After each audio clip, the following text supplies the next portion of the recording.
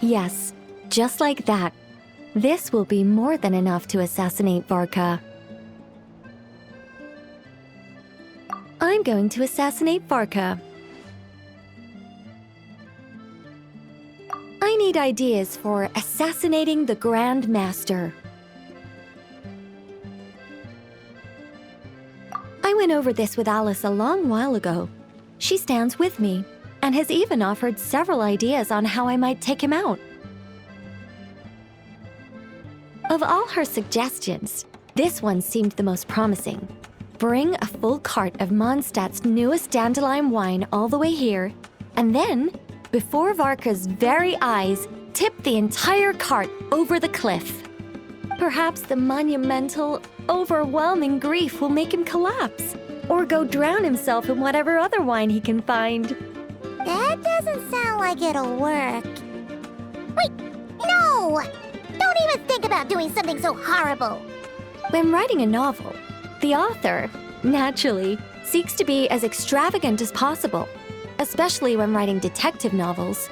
If the opening lacks a striking turn, how is the rest of the plot meant to unfold? Alas, this will be my final attempt at writing detective novels. Oh, I suppose they call them crime novels in Inazuma. In any case, they all tell of crime. There's hardly a meaningful distinction. I also discussed it with Barbie, but our novel writing sessions always evolve into crime planning sessions. Methods of crime and puzzles of deduction. We have explored plenty of those, yet the plot would not advance. The Angel Killer case. Try as they might, the culprit remained elusive.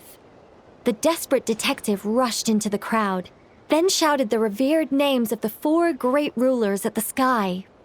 Whoosh! Pitter-patter. Boom! Detective and murderer reduced to ash.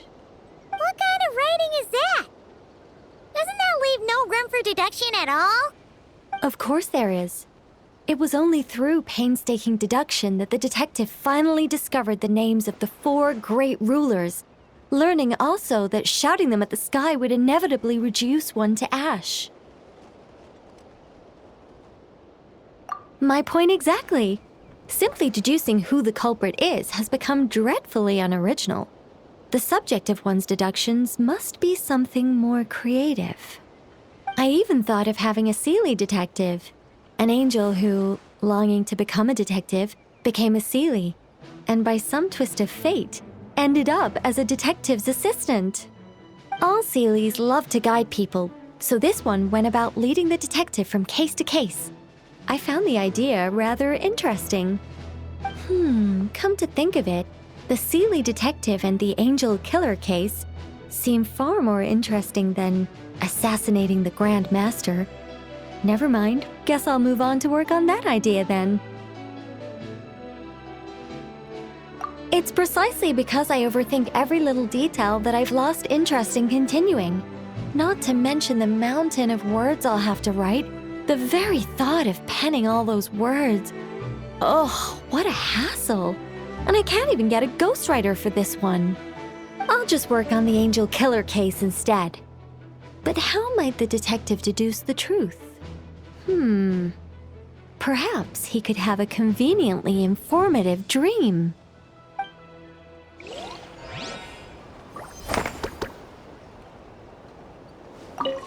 Seelie detective.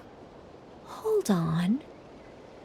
Why not have the Seelie guide that detective to assassinate the Grand Master instead?